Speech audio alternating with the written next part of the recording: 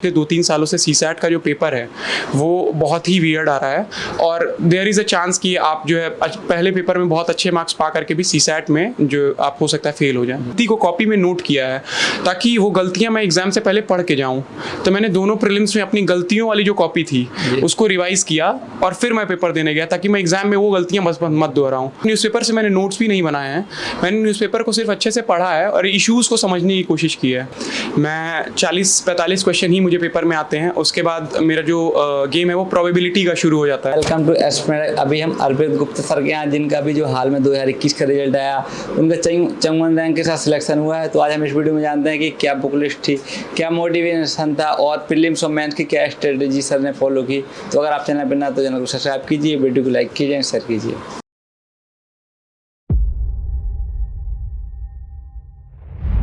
अपना नाम और एजुकेशन बैकग्राउंड। मेरा नाम अर्पित गुप्ता है।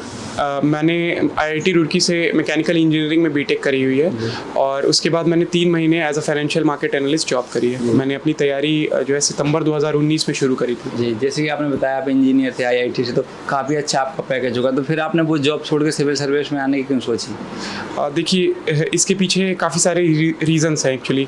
11th-12th में ही मुझे जो है सिविल सर्विसेज के प्रति एक ऑलरेडी अट्रैक्शन हो चुका था।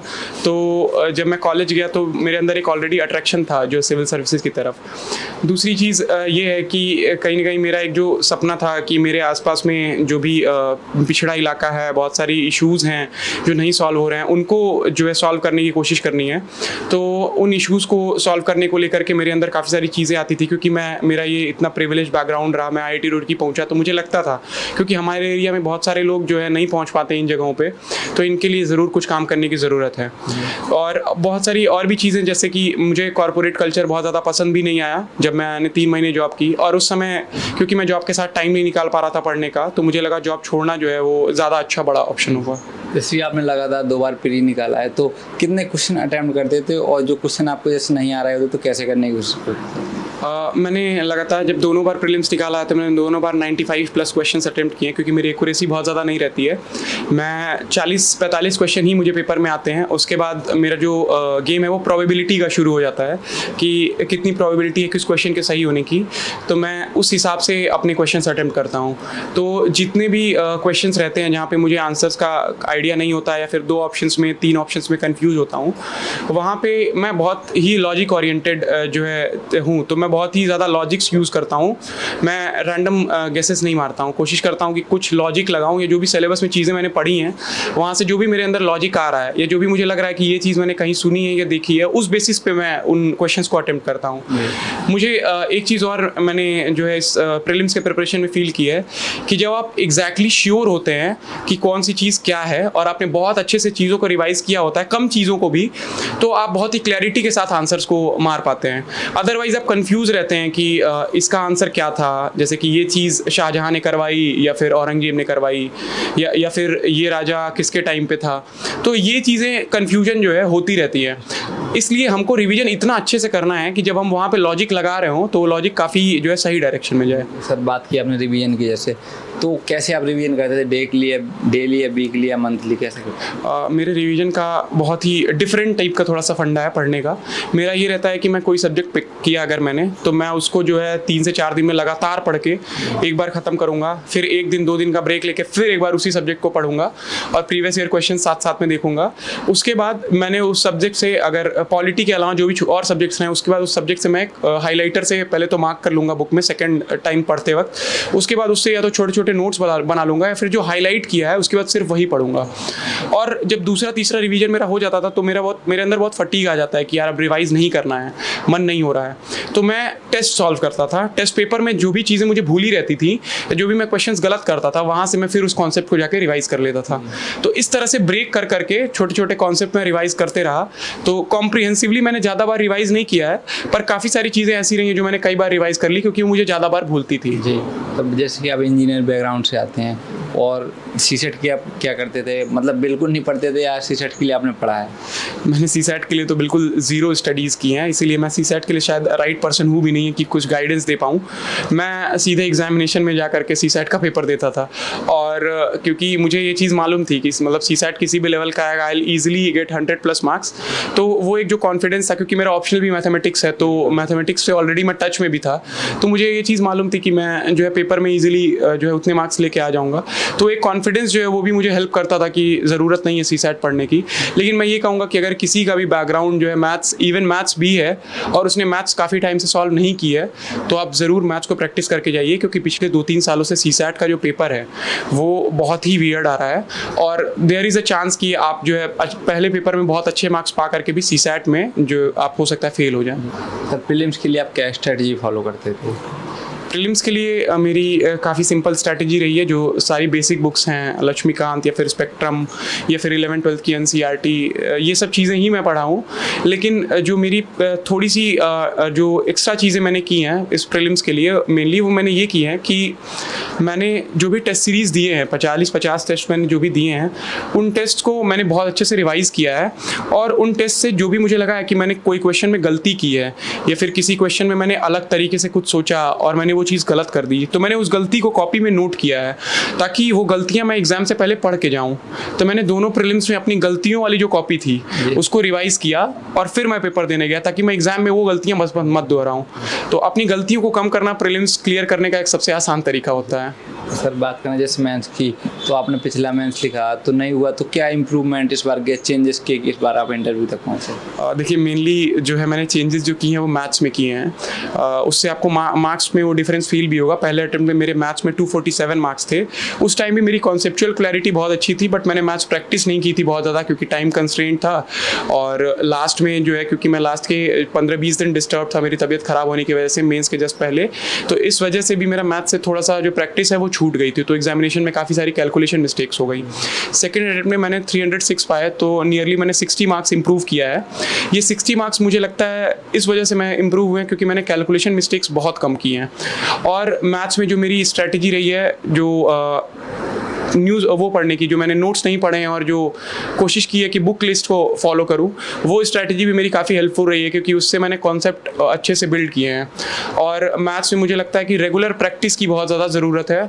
आपको कॉन्सेप्चुअल क्लैरिटी होनी चाहिए हर एक इशू की, आपको रटना नहीं है, कोई भी प्रैक्टिस करते समय एग्जाम्पल्स को रटना नहीं है।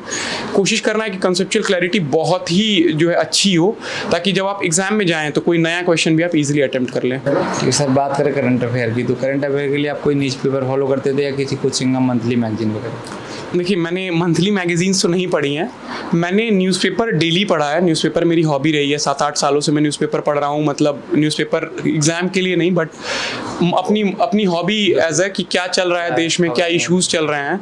तो काफ़ी सारे इश्यूज़ जो हैं वो बहुत ज़्यादा मैं फैमिलियर भी था। अभी भी जब मैंने एग्ज़ाम के लिए न्यूज़पेपर थोड़ा पढ़ना शुरू किया लास्ट 2-2.5 सालों में, और मुझे ये लगता है कि न्यूज़पेपर जो है पढ़ना बेहद ज़रूरी है एक ब्यूरोक्रेट के लिए, क्योंकि हमें इश्यूज़ का आइडिया होना चाहिए सोसाइटी में जो चल रहे हैं। मैंने PT 365 और मेंस 365 और जो फोरम की करंट अफेयर्स की चीज़ें आती हैं वो रेफ़र की हुई हैं मैंने।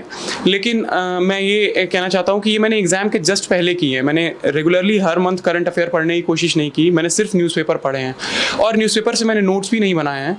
मैंने न्यूज़पेपर को सिर्फ अच्छे से पढ़ा है और इश्यूज़ को समझने की कोशिश की है। बाद में मैंने फाइनली PT 365 हो गया या फिर जो भी न्यूज़ के सोर्सेज रहे, और वहाँ से मैंने कवर कर लिया कॉम्प्रिहेंसिवली जो भी चीज़ें न्यूज़ में चल रही थी उनको। तो देखा जाते हैं यहाँ ORN में और मुखर्जी नगर में देखो तो बहुत सारे स्टूडेंट रहते हैं जो कोचिंग लेते हैं, तो आपको लगता है कि नहीं कोचिंग लेना ज़रूरी है, कोचिंग से ही IAS बना जा सकता है? देखिए, मैंने खुद कोचिंग नहीं की है, और मैंने ना GS की कोचिंग की है, ना मैंने मैथ्स की कोचिंग की है।